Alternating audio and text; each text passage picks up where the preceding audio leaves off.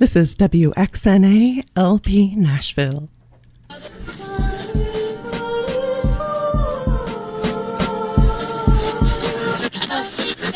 was having a yard sale, but it was just our dignity, you know?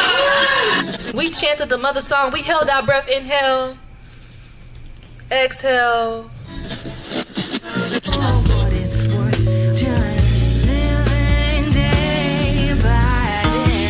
You're listening to Public Comments, an arts equity radio show on WXNA 101.5 FM Nashville. Welcome to Public Comments, where we hear directly from artists and allies in the Nashville arts scene. I am Christine Hall. I'm Alayna Renae. We are here in the studio today with our special guest council member, Joy Stiles. During this limited series, we're building an artist-centered narrative about the Title VI complaint process that got artists their money back here in Nashville while exposing discriminatory funding practices. We will use this show as an archive and roadmap as we continue advocating for the equitable arts funding our city deserves. Now, Metro Council member Joy Stiles is in her second term of serving Nashville as a representative for District 32 in the heart of Antioch. A passionate supporter of Nashville's arts community and the mission for equity, she sponsored the creation of Nashville's first music, film, and entertainment commission. As chair of Metro Council's Arts Committee, CM Stiles convened the special sessions in December 2023 and February 2024 that examined the funding delays and defunding of local artists against the backdrop of long-standing systemic inequities. CM Stiles believes that being an agent of change is crucial and that building equitable and thriving communities starts with listening to the needs of the people of all backgrounds, racially and socioeconomically. Thank you so much for joining us, Council Member Stiles. Oh my goodness, I'm so excited to be with you guys today. Yes. So thank you so very much for inviting me. So awesome for you to be here. We love watching the work you do and supporting it. And I'm wondering, before we get into the public comment of it, would you be interested in giving us a little of your background? What brings you to this work, and specifically your interest in advocating for the arts?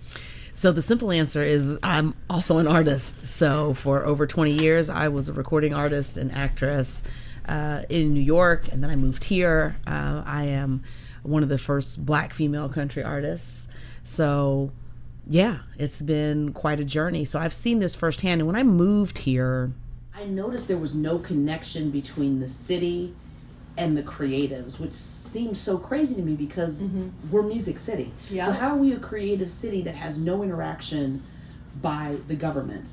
And I moved here from New York City. Yeah. So of course we have a booming office of entertainment in New York. The government and creatives work hand in hand, which makes the most sense, right? So you're making an investment in an industry that makes a lot of money for this city. People are coming to the honky tonks. They're not coming to visit HCA, right? So why would you not want to have a hand in that and making it better? And supporting the people who are making you money. Correct.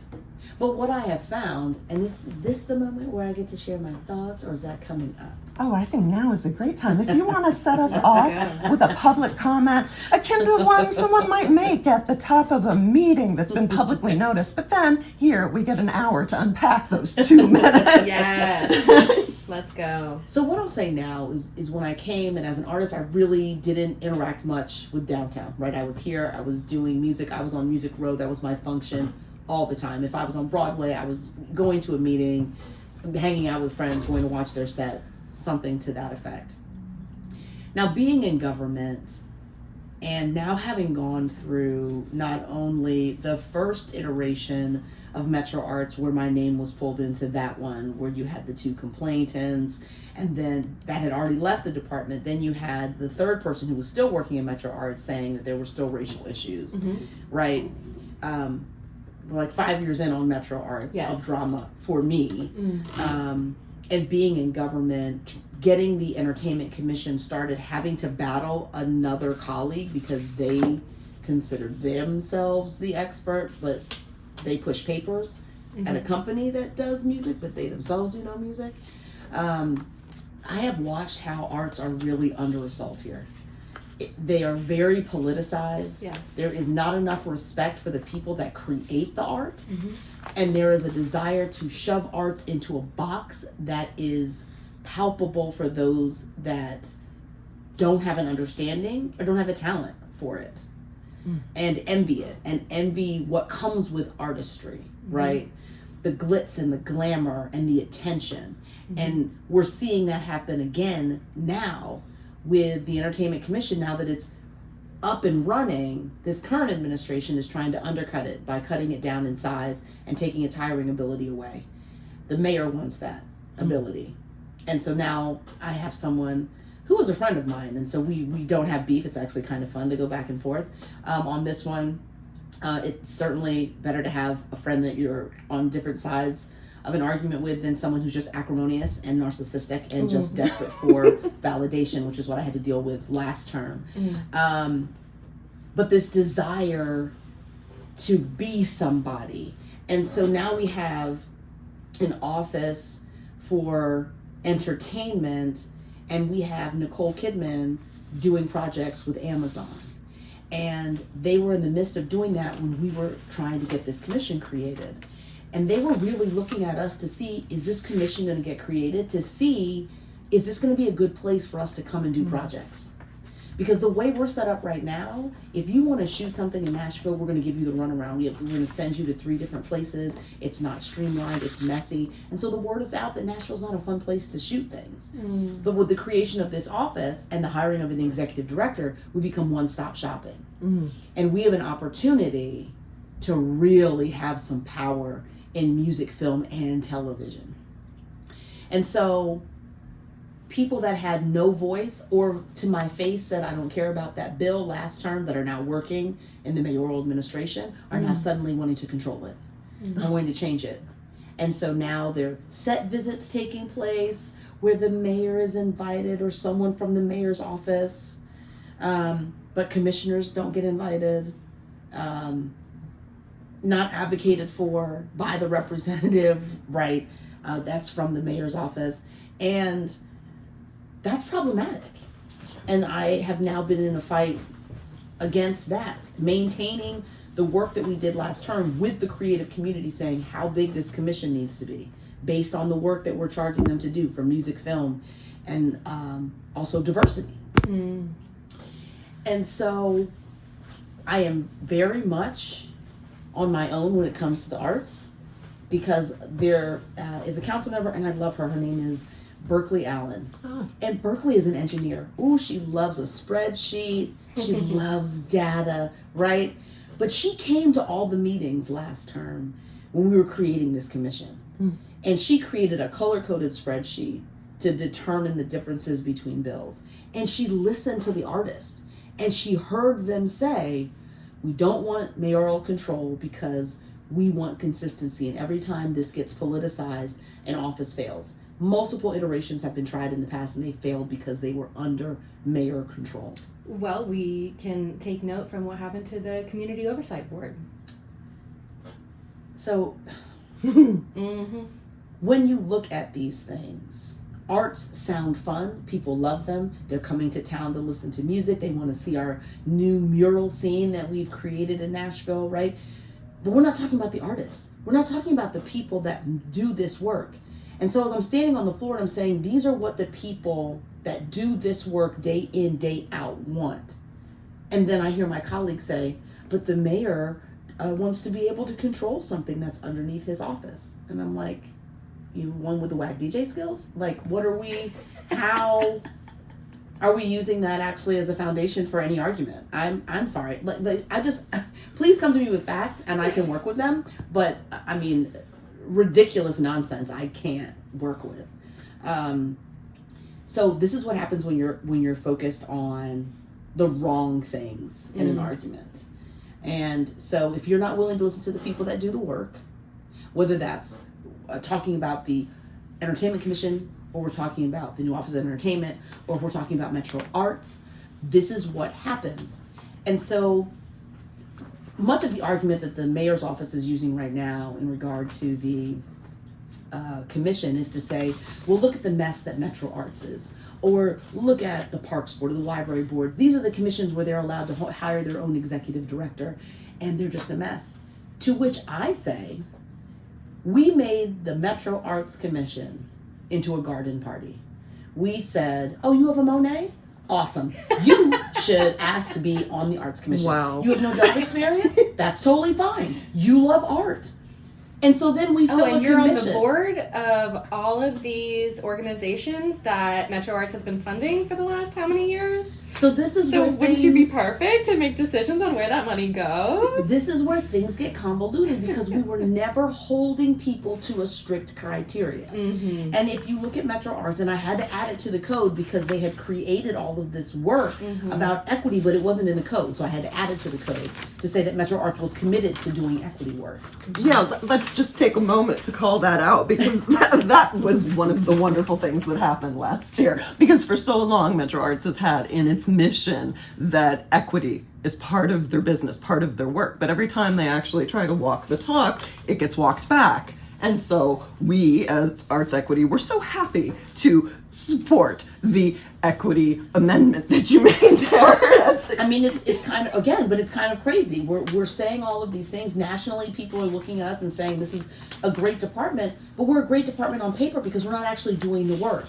And so it's interesting that the previous iteration of the commission chose Daniel. So in some way they got it right? They said, we need someone who's committed to anti-racism work. Yes. This guy is it. Mm-hmm. And they were right on that front. Yeah. Here's where they were wrong. They were not looking for someone who could do anti-racism work and also understood government.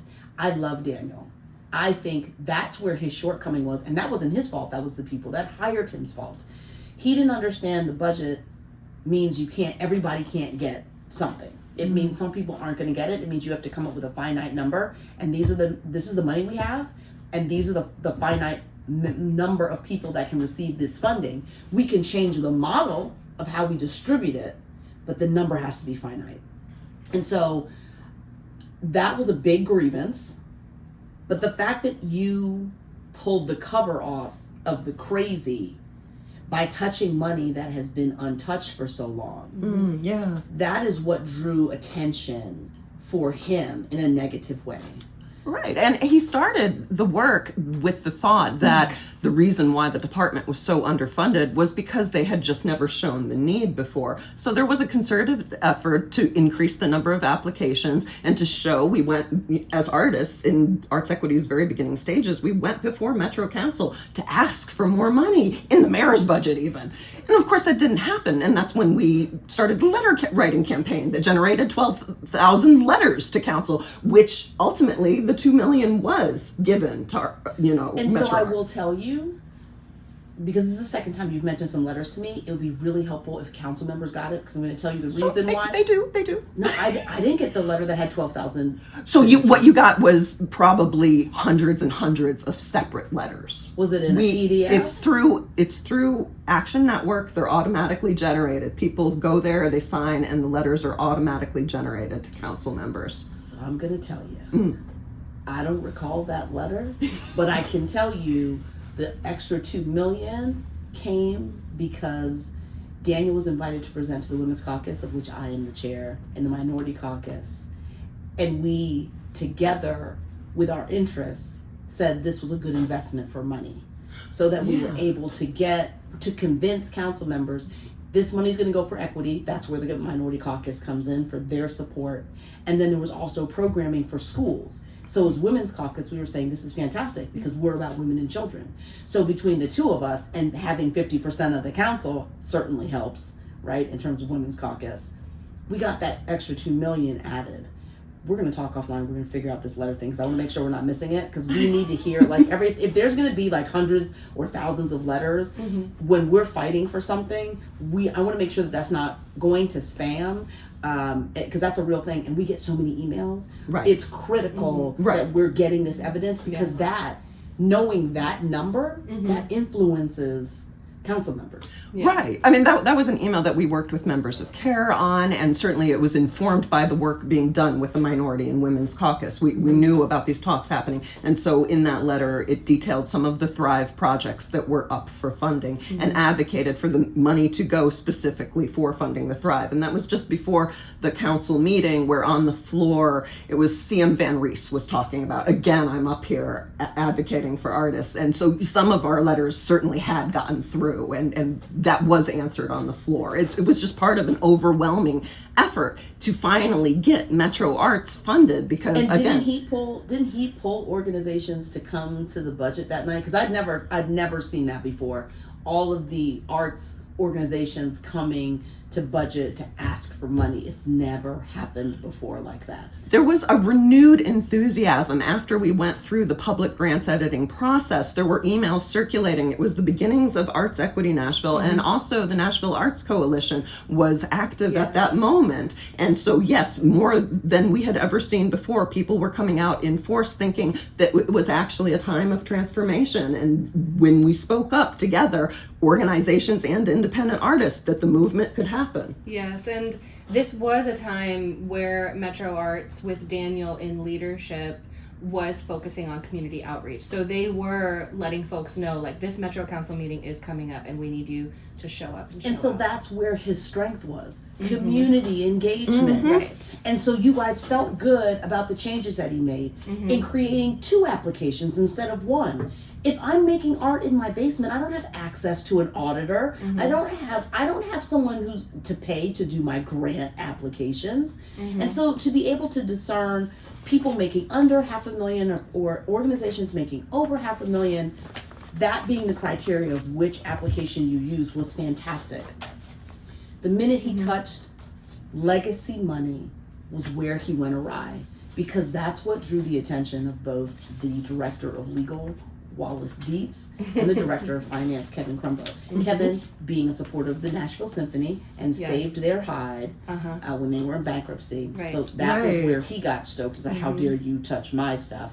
And then Wally Dietz, who's friends with Will Cheek, and Will Cheek calls him, and Wally says in one of the specially called meetings, it was a 60-second conversation. So a 60-second conversation led to you reaching out to outside counsel to undo a vote the next month and undo the equity that had been voted on in the month before, in July of 23. Right. But we are supposed to believe all of this fervor is because somehow the finances were wrong. I'm going to keep shouting this from the mountaintop.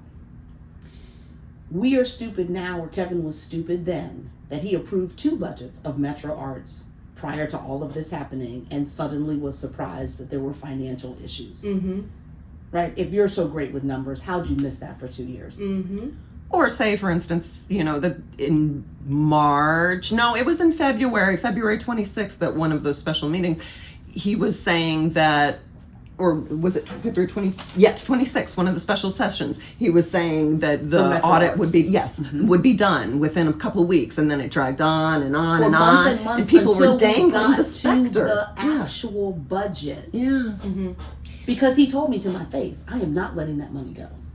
He said that. He also told me, oh, Joy, this is before the second specially called meeting that I held in February, which was the same day as his meeting. He refused to come to mine. He told me that his meeting was more important. Ooh. And that I was just going to be stoking the flames. Mine was just going to be troublesome. And before that, he told me, Joy, we don't need to air our dirty laundry. I said, I actually was elected to do exactly that, Kevin. So we do need to air it. Hopefully it's not that dirty. I mean, it looked like it was troublesome for him. We for any of the listeners, if you are just tuning in, first of all, this is WXNA LP Nashville 101.5 FM. I am Christine Hall. I'm Alayna Renae. We are here with our guest, Councilmember Joy Stiles. We are talking about equitably funding the arts here in Nashville and what a long, bumpy path it has been in that advocacy. I want to go back to these special sessions and give them a little bit more of a formal introduction, right? So through July of 2023, there was this advocacy effort to get more money toward the arts, because here in Nashville, they're historically underfunded. We get about 0.17% of the budget. it's paltry. Our peer cities are well above that. We're a city of the arts, and we're not reinvesting in our roots. So it's an issue that we're aware of. Your current mayor did promise you 1% of the budget when he got here. Have you seen it yet? Right. So there's that. So through July, that advocacy, and it did happen that at our Arts Equity Mayoral Forum, the council member at the time who became our mayor, Freddie O'Connell, got up on stage. He was one who said that it was through our advocacy that $2 million was awarded. He said that to the audience, and he said that he supported 1% for the arts here in Nashville. So we had a bright outlook. It looked like a golden moment. The Arts Commission voted for for Thrive artists to be fully funded, and that's the program that has demographics that match Nashville. So we had an equitable moment, but then Commissioner Wilczek called his friend Wally Dietz. And now this is something that came out in one of the special sessions. The first one. Yes, Councilmember Stiles hosted later that year, so it's certainly troublesome.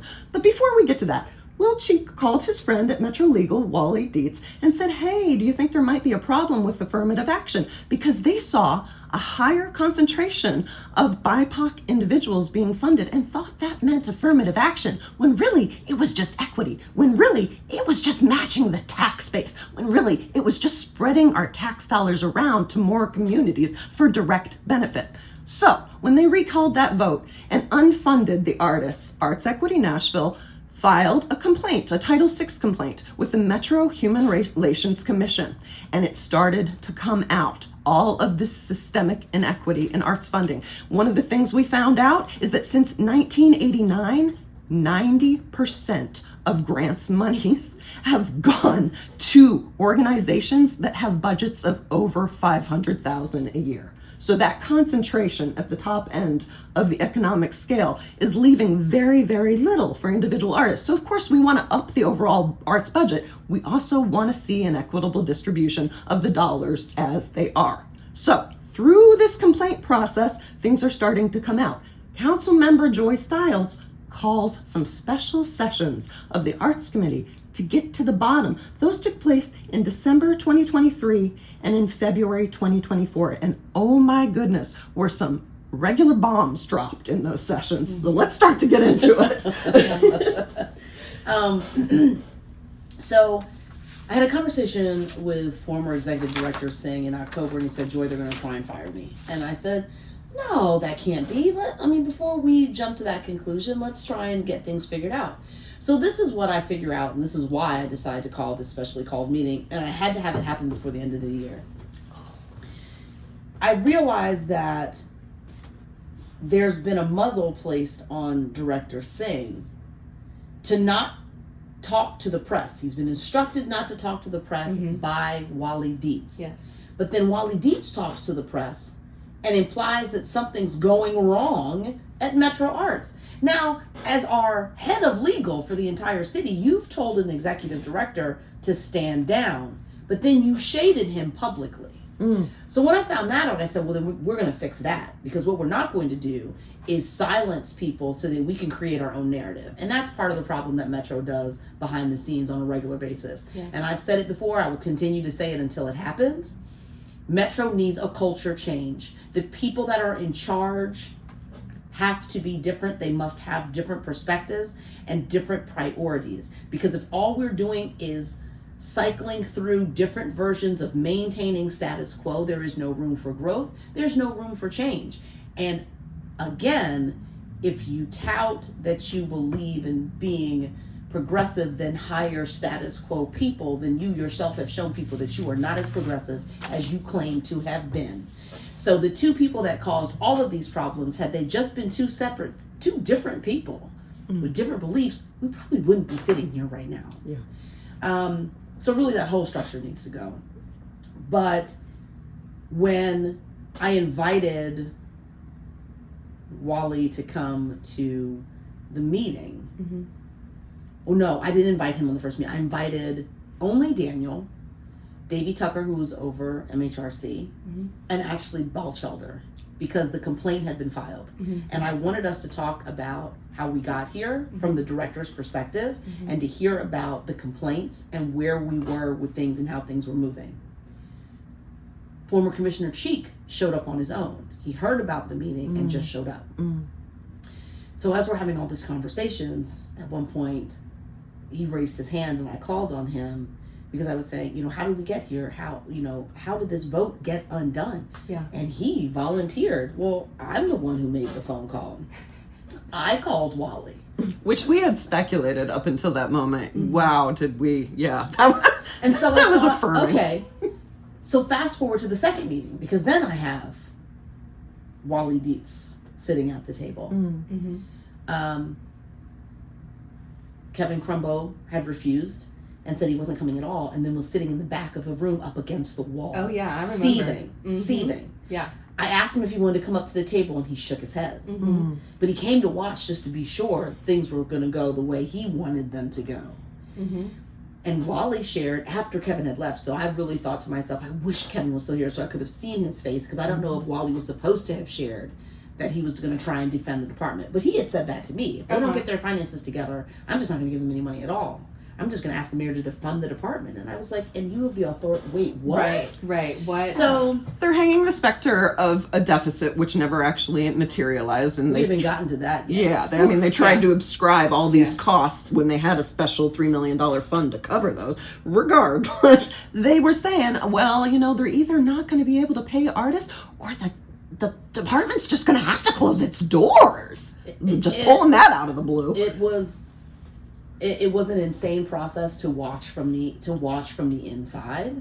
Upon realizing that there was a personal relationship with Wally and Will, and then he lied to the rules committee and said he hadn't met Will Cheek until 2 years ago, when I did my resolution of no confidence. But we'll get I to remember that. hearing him say so carefully, well, I think the only time I had talked to Mr. Cheek about his work on the arts it was. So it's a very careful phrase. And my colleagues ate it up. And so this is, just in general, this is my concern, that many colleagues just fall for whatever comes out of director of what department's mouth. There's no questioning. But we weren't elected to sit here like bumps on logs. We were elected to ask hard questions when we're dealing with people's tax dollars. And if something is fishy, we need to find out what the problem is. Because if there's smoke in Metro, I guarantee you there's a fire burning someplace. Right. And one of the things we heard from Dietz that night was stating to your face that it was unconstitutional to directly fund Thrive recipients. And then he later said he threatened to close down Metro because of said deficit. So that was Crumbo, not Dietz. Oh, that was Crumbo. Yes. I know it's hard to, you can get them easily confused. The devil is the devil. You know what I mean? The resolution of no confidence applies to both of them. Yes. And so that's I want to talk about, let me give a quick summation of what happens after that meeting, and then come back to what happened with the resolution for no confidence. So we hold the meeting that night, and Wally Dietz announces it was a 60-second conversation. I ask him point blank, are you talking to the chairs of all these boards and commissions? Is this a thing that you do every week? Oh, I talk to many of them. Who believes that the head of our legal department for the entire city has the time to answer a bunch of questions for chairs of boards and commissions? Especially when he's complaining about working on weekends. Oh my gosh. That is something he's I'll tell you, artists really start to chafe when we hear people complaining about working on weekends. But the thing is that people don't understand how art is different. We don't have time frames. We don't work from 8 to 4, 9 to 5, or 8 to 5. We work when the muse strikes us, right? And that could be at 1 a.m. Yeah. That could be at 3 o'clock in the afternoon. But we get the work done. And the people that can't conceive of their lives being that way, then try and pigeonhole us and put us in boxes that fit for them to be able to understand us, which they can't. But they also want to manage us. That's what we're seeing in Nashville as well. They want to manage us. And that is why they're requiring fiscal sponsorship now. They don't want to directly fund the artists. As we heard from Will Cheek say, he was worried that people were using Thrive money to buy groceries. I mean, never mind a catered gala, right? That's paid for with our tax dollars. Oh my God. We've got, for some reason, an invested interest in starving artists. What would that be? And I think it's important, and I've said this repeatedly, anyone that is creating art that is for people in this city, young, old, and in between, I applaud them.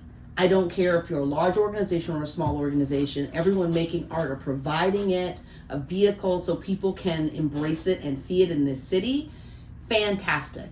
What we needed to do was change from having a group of people saying, where's my money? And a group of people saying, I hope I get money, into everyone saying, I hope I get money, because that's what's fair. Whether you're big or you're small, you need to apply for it.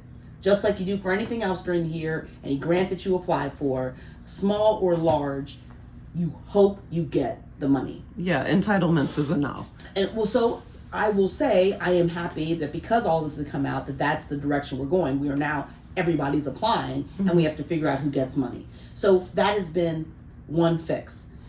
We still have a staff issue that until the staff issue gets fixed, we still have a trust issue within the artist community, because you can't trust a department that's willing to have people on staff that you can't trust, and they don't seem to know how to do their jobs, and then make things more convoluted. So the resolution of no confidence. Yes, that was right after the audit dropped. Is that true? Oh. So was it right around June 12th? I had filed for it before the audit came out. Okay. Well, they hit our radar about the same time. Exactly, because suddenly what we had been told a week before, and you have to go look at that, is when we had the budget conversations. When Amanda Deaton Moyer presented, and I can't remember who the young man was that presented from legal, the director of finance for Metro Arts was afraid to even sit up on the dais, and the interim director had to tell her, no, you have to sit up here with me, because she didn't know how to do her job. But she had been used as a puppet by Crumbo and Dietz until they were finished with her and realized we don't need her, and she doesn't really know how to do her job anyway. So then she resigned before she could get fired. We were told the department was in the black a week before this audit came out, once they knew I had filed my legislation. And you can go back and watch it. Oh yeah, so no, these are we just have receipts, it clipped. For anybody right? who's interested, on our YouTube channel, we have supercuts of the special sessions and of the claims that there was a deficit that led into them saying actually they were 48,000 in the black, and then exactly. After, And then a week later, we're being told, oh no, there's a big problem. Here's the audit caught it. The audit caught it. And here's the reality. When you abuse your power, I don't care what your position is, you don't deserve to hold that position anymore. And if we had people of character and integrity in positions of power in this city right now, when that happened, they would have said, maybe I made a mistake. Maybe these aren't the people I should have serving in my administration. But they didn't, because they don't have the backbone to do things like hold people accountable. So, personal relationships led to the firing of a minority individual, and that is the 5th minority individual since I have been in office. I can't tell you of any white employees that have gone through a specially manicured hellscape and pushed out of Metro. But I can tell you about 5 minorities that have, by weaponizing Metro rules. That's HR, that's legal, that's finance. Oh yeah. And when I ran the vote of no confidence, it was because of the things that we've discussed thus far. You have a personal relationship with one of the commissioners who can pick up a phone and talk to you for 60 seconds, and you don't know him. We have to pretend that you guys don't know each other, but you felt so compelled by that one question that you reached out to outside counsel to get an assessment on the Supreme Court's ruling on affirmative action and how you could just blanket apply it to anything. And we're also leaving out that the commission was bullied. Yes, And all of the who commissioners knows, were bullied. maybe blackmailed into overturning that vote. We have no idea what that conversation was like, but that commission went back on their vote, and that is how Thrive was defunded. If you read the complaint, you will hear from the commissioners. It is on paper. They said, legal kept saying we could get sued. I didn't want to change my vote. Legal kept saying we had to. So this is the concern that I've had from the beginning. Yeah, the overstepping, overreaching. It's a pattern. Overreach for one of our smallest departments with one of the smallest budgets does not require this use of force. And you have weaponized commissioners, you have weaponized staff members. There was an article, then they attempted to try and slander my character. And I guess if I was a weaker individual, that would have worked. But they made some commissioners feel like they were untouchable, so they could act crazy. And there was actually an article that one of the commissioners had I had been communicating with them to ask them to move a meeting because I had received a complaint that there wasn't enough notice about said meeting where decisions were going to be made. Yes. So I asked that commissioner, and I said, could you move it? And then they said, well, I'll only feel comfortable with it if the chair does it. I said, fine, we just need to do it because it's for public transparency, to hold a meeting where people are saying from the public that they don't feel like it was properly noticed. That's going to erode trust when we're supposed to be in the process of building it. And that was happening time and time again. Exactly. Yes. This person then took it upon themselves to reply all. I had actually emailed the legal department to ask for the change of the meeting. And this is Commissioner Jester. I wrote the legal department to ask them to change it. He responded and admonished me, a person who actually vocally supported him in rules for him to be on there, saying I was out of order and that I had coerced him. I want you to know the word coerce is legal's favorite word. Mm-hmm. They love coercion. It's just like when 3 staff members accused me of physically assaulting them after the second public meeting. Yeah. The next morning. That Do you was see you the and Reverend shadiness? David Tucker. Exactly, Which- who's over the complaint. And- I mean, Ray Charles can see how people are being used, but if people are blowing your head up to make you think you're special when you're not, you just fall for it. But if you get confused and distracted by their machinations, you won't continue the right fight. Yeah. So for me, I don't care if you come after me because the people that know me will tell you my character. And I'm spot on. I am very consistent. If you have chicanery, shenanigans afoot, I'm calling you on it. Again, these are tax dollars. Our creative community, it's how we're making our money here. I mean, healthcare may be number one, but again, no one's coming to walk through an ER and buy some drinks, right? They're going to Broadway. So when you have this, no one's ever done it before, just so you know. No one's ever done a resolution of no confidence on the director of legal or finance or anybody. And our lawyers were like, are you sure? Is that what you want to do? I mean, really think about this, Joy. I said, how many times have you heard me say something that I'm not sure of, whether someone's going to like it or not? Yes. So that's what I want. Let's draft this resolution. I'm ready to go. I mean, stare the discomfort in the face. I certainly, yes, it's not been done before. It seems so bold. But then when you look at the situations and the circumstances that gave rise to that, we have this manipulative framing of situations, these cherry picking of facts to distort and contort and to just totally change public opinion and sway. Exactly. Yeah, it's exactly needs to be called out. So I file it. And I have colleagues that say, even the night of, do you think you really need to do this? I mean, isn't it enough that we're going to give Daniel money? And I said, no, because Daniel shouldn't be given money. We're giving him money because we think we're going to lose when we go to court. That's why we're offering him money. And the truth is, we would, because we have done heinous things. We have prevented this man from coming back to work. We hired lawyers to prevent him from coming back to work that were FMLA lawyers. We paraded them at commission meetings. I mean, Wally and Laura Fox were in all of these commission meetings. This is the head of legal. Yeah. Sitting in these commission Turning meetings. them into HR meetings. This is unheard of. The What's amount of taking money place. that was spent that to get rid of Daniel. Yes. We are talking hundreds of thousands of dollars. And stalling payments to artists the whole time. And stalling payments to artists the entire time. And did you hear from your mayor? Oh. During any of that? Sorry, I just wanted to throw that in there too. And we called him out multiple times. Not one word from him. Nope, and you still haven't heard For from him. about a... That's because the chief of staff Oh, no, we got a tweet.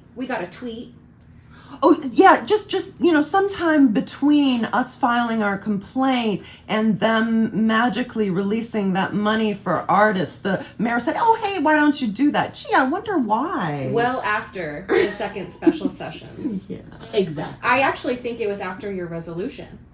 Well, he didn't back. I mean, Wasn't he had a comment for my resolution because I actually did news interviews as soon as I filed. So that they couldn't have a plan of attack to try and cut me off. And Arts Equity was there on the City Hall steps with you for Yes. that in full support. We So generated I didn't- 860 letters to council members supporting this resolution of no confidence. well, I went to a news station to do an interview before that, and they had asked the mayor for a comment, and he doubled down on his support of Dietz and Crumbo and was appalled that a council member would dare say these people that are working hard for our city I remember were doing that. something untoward. He himself, a former council member, could not conceive how convenient. And, you know, he chose two status quo people. How progressive are you if that's who you chose? Right. I just need people to understand that. Please vote better in 27. I mean, Please. Alayna brought up the oversight board before, the community oversight board that was overwhelmingly democratically called for and then completely dismantled as our Metro Legal Department colluded with the state with apparently the mayor's support. Yes. So understand, don't fall for the okie doke. What you see is not what you get. If you stack up all these examples, whether it's arts or in other departments, there's a level of inconsistency that should be disconcerting when you're talking about running a whole city. And as I stood on the steps for a press conference, and thank you for being there with me, Christine, I stood alone. There were no other council members with me. In fact, Minority Caucus members were standing with the LGBTQ caucus for their painted intersection. The crosswalk, The over there rainbow by intersection. Lipstick Lounge, yes. No one stood with me, though this affected marginalized communities These of are artists. Issues It that go was me. hand in hand. Yes. They're It was me intersectional. by myself. And when I had to go to rules, and we were starting to have a conversation, and then a council member came in and was like, I don't want to talk about this anymore, and moved to indefinitely defer it. Wow. Walked in with, like, literally right after Wally had finished speaking, missed the whole conversation, was just like, I'm tired of this. And the people in the room voted to defer it indefinitely. Right. It was critical. Right after that, I went outside to do the press conference to be able to say, this is what we as a body have decided is okay. Now, that night got really special because it was the night. My resolution was also the same night as this paying of money. And so we're talking about Daniel and the $200,000. And this is when, after I read the list of things, of reasons why these two men use personal issues to turn this into a Metro supposed problem, claiming deficits that were never proven, months and months of waiting, making people wait for money that they deserved, and we had voted to give them all of these things. I simply read out an account. I didn't call anyone any names. I didn't raise my voice. People gave me their time so that I could read my entire letter. Yes. When I finished, someone asked him a budget question. He stood up and said, well, I won't keep us all because it's very late tonight. But after that foolishness from council member Stiles, at which point my colleagues were all aghast. There was an uproar. It was Rightly audible that so. people were upset. Yeah. And someone who had asked me, do you really need to go forward with this, suddenly was at my desk saying, I'll go for a no vote. I see why we need to go forward. We'll go, Yeah. okay, I'll go for a vote of no confidence. But they would only do Cromwell. They didn't want to touch Dietz because Wally hadn't acted out. But again, this comes to, what can I stand behind that we saw something happen right before our eyes. Then it feels safe. It feels safe to defend it because you feel like people are going to be okay with what you do. Even though we have all this documented overreach from legal. Correct. In the MHRC And report, which is so thorough. When you looked at Wally that night, he didn't blink. Butter would not melt in Wally's mouth. That's how I describe him. With an aw shucks Andy Griffith style publicly, but he is obnoxious behind closed doors. So, needless to say, that vote took place that night. Of course, it didn't pass, but I thought it was important to get it in the record that someone had to say, I'm calling foul on this play. And I said on the floor that night, giving Daniel this money does not fix our problem. We then finished the rest of the year, and it's just been turmoil. Yes. The working group, So, and let's name what the working group became. So Daniel got fired. He got a settlement, $200,000. $200,000. Which came out of the $3 million of surplus funds that Designed by our director of finance, Exactly. Kevin Crumbo. Yeah.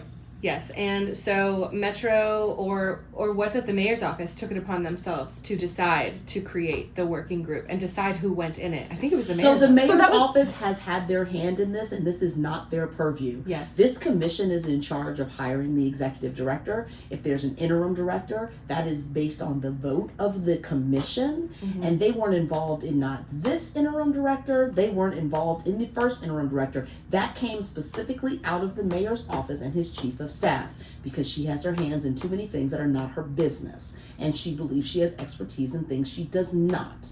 So they took it upon themselves to come up with some names for interim directors, and then they just threw them over there and basically said, okay, what do you guys think about this? And then you have Dr. Paulette Coleman, who gets put up, and suddenly she's interim director. I mean, that vote was so fumbled too. I remember when it happened, nobody was sure if it passed or if it didn't pass, what quorum meant, what was a majority. But see, and so this is part of what I was saying before, right? This is a portion of the garden party, because we have commissions, they have to follow Robert's Rules of Order, so then we should have people that understand Robert's Rules of Order to be on said commissions. But even to with be the able to lawyers engage on the those. commissions that they weight them so heavily with, even with legal present, they still weren't able to get it right.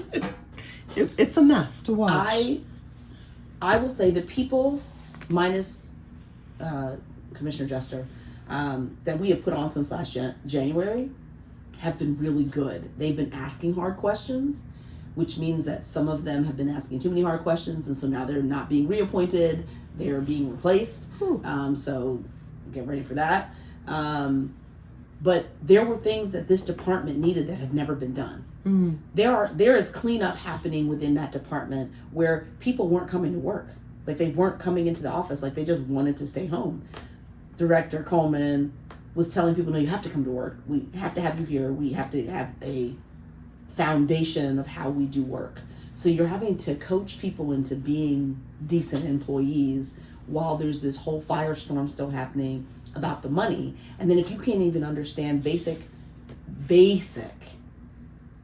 work ethic situations, and now you're in charge of a grant funding situation, and you muck that up to the nth degree. I'm not clear why you're still here, and you should be gone, because these are our tax dollars. I keep coming back to this.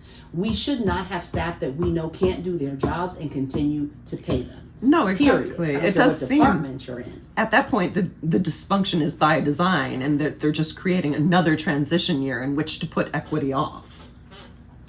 Exactly. And so I am really disheartened, because I was having conversations with interim director and the former commission chair, Leah Love, and saying, we have an opportunity here to get things right, to get things straight.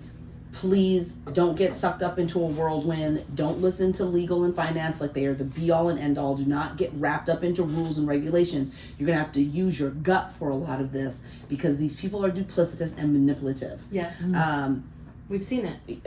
Over and over and over again. Over and over. And so what happens is a process that shouldn't have happened. Frankly, I don't think we should have done a grant process this year until we got everything cooked and baked properly. I mean, and let's talk about that for a hot second. At this point in time, the fiscal year of 2024 to 2025 grant cycle of Metro Arts Thrive and operating funding that was supposed to start in the summer of 2024. Correct. They had all of those applicants reapply in February of 2025. If and when those grant monies get dispersed, artists will have 2 months to create that project and spend that money. Well, no, we threw an amendment on it so that it'll go back to January. It's still 6 months. You should have had more than that. But at the end of the day, Well, then it's let's talk about how that has not been conveyed. Of course. But that's the thing. If you keep people confused and they don't know what questions to ask because they're too busy chasing their tails to try and figure out like what's happening down here, they don't get to this top level of what's happening. So that's why I wanted to share that. I didn't even want the legislation to pass. I was very clear I think we're forcing things onto artists so we feel good about things that we know are going to make it more burdensome, so that we try and dissuade people from applying in the first place. They have made this last grant cycle more confusing than Thrive grant applications have ever been since the beginning of Thrive. Right. But then what's the hope for that is that you are like, I don't want to touch that in 26. Exactly. I want out. And then the only people that apply then become large organizations. Yep. Now, again, I don't love Will Cheek. I do love Cheekwood. I enjoy going to Lights. I enjoy Dia de los Muertos. I love all of these things and the offerings that they have. I'm not against organizations. I'm against government that is run poorly. And what we have right now could not be a better example of poor leadership. You had multiple chairs step down in 23 over that course, like one after the other, because of the nightmare that was happening and the pressure from legal and all of these things. And what it would come to council as is like, oh, Metro Arts is just a mess. So if you don't understand arts and you're not in it, then you're just listening to the fire. You don't know what caused it, right? You don't understand all the factors that came together to make the fire. That's what we should be addressing, not trying to put the fire out. We should be trying to get rid of the flammables that came together in the first place. So watching this process and hearing about the conciliation group, right? That's the conciliation group that comes up with the terms of legal has to provide a brochure to every single board and commission of what its authority is and is not. As a council member, I still haven't seen that, so I'm not going to be comfortable with it until I see it. There also was making sure that the Thrive was funded from that year, was part of the conciliation group. And then coming up with the terms for operating grants and also the Thrive program. So then you create a working group. And the conciliation participants, I don't find this out until 2 months ago. They're not the same. They're not using the same people. If the goal of this program is to have an equitable focus in the distribution of funding, why would you not include one of the artists that filed a complaint? Because these people are clearly focused on equity. Why would they not be included in the working group? Well, then you answer your own question when you find out who's made up of the working group. You've got one artist and a bunch of jokers from Metro. You've got finance and legal and MHRC having conversations, and one artist to represent everybody. That's foolishness. Now, I will give credit. Ashley Balchelder took the slaw that was turned in, that was supposed to be legislation to be presented to us to vote on. She fixed it. And if she hadn't fixed it, then we wouldn't have been able to vote. And I that is definitely part of why she is the interim right now.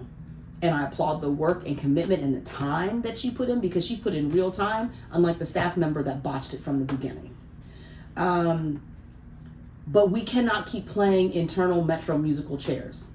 She is an MHRC employee. That is her passion. That's why she applied for a job at MHRC. Yes. She didn't apply to be at Metro Arts. Right. So it is now time for us to have someone in Metro Arts leading that department whose arts is their background. They have a government experience and can handle all of these things we're dealing with. They have training in anti-racist all theory. of that. Yes, they're grounded in equity. And they know the landscape of Nashville, and they understand the mess that Metro Arts has been. And they want to take this department and make it whole.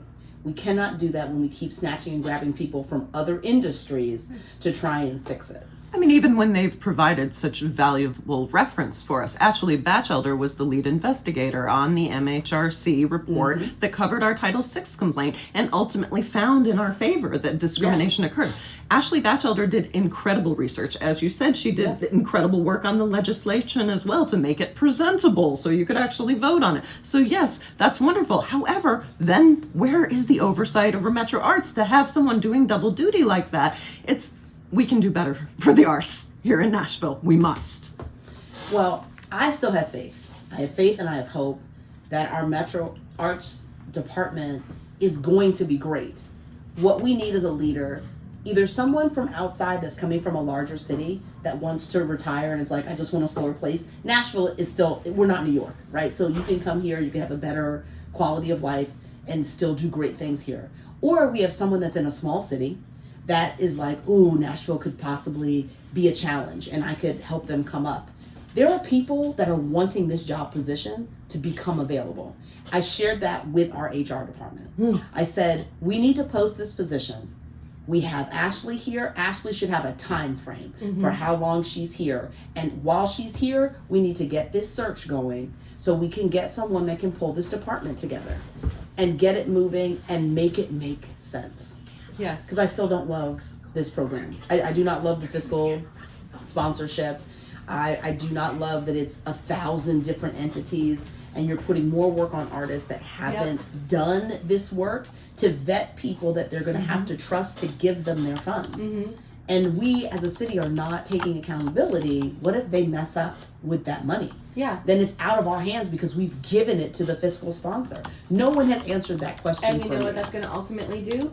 Take the money that is supposed to go directly to artists and again, keep that money in the pockets of the large organizations that now artists have to get the money through. And mind you, some of them are good, like, you know, the Bell Court is not taking any funding, which is great from artists. But again, that process didn't go well, and I think I wish that process had been public, because I think the decisions that were made have really been detrimental to artists, and I'm hoping that they get fixed. We still need to increase the money that we give to Metro, but how much we can increase is determined by how well the department is functioning. And there are 39 other people on the council that have to vote when it comes time for the budget. Are we assuming that the mayor's budget is going to have more money for Metro Arts? And if it doesn't, then it's on us to figure out what that extra money could be. And with it still being a bit of a mess, people won't be inclined to give, you know, $1 million or $2 million to a department, because they're going to say, well, we want to hear less about mess first. Oh. Well, and to quote what Davey said at your special session, equity isn't getting more money. It's how we disperse the money that we already have. Correct. As well. So we need to get that together, and we need more money as well. But we need to look at how the money is being spent and figure out how we can move forward with more. Yes, more money, definitely. Yes.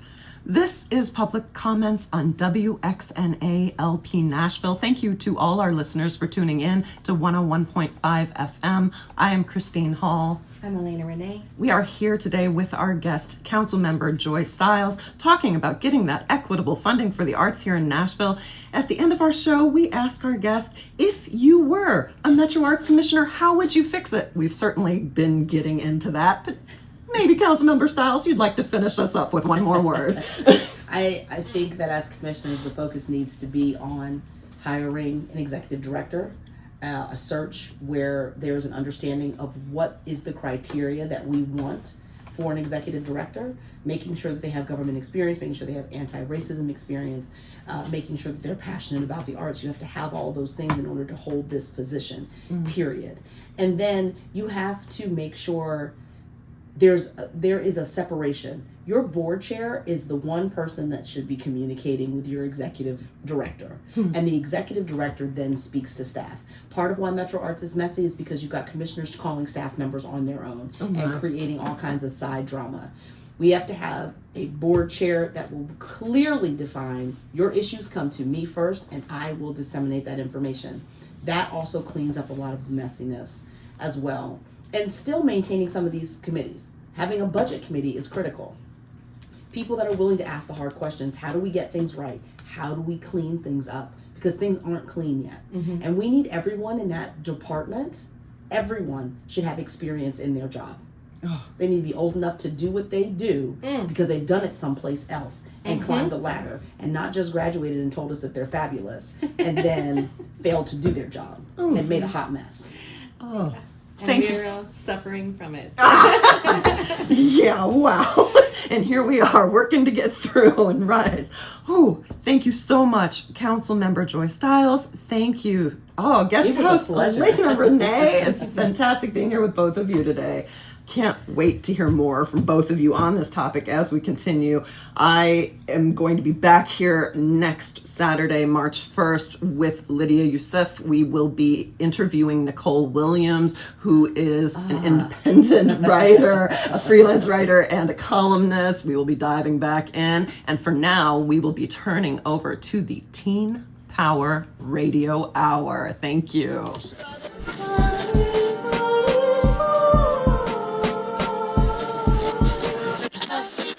I was having a yard sale, but it was just our dignity, you know? We chanted the mother song. We held our breath. Inhale. Exhale.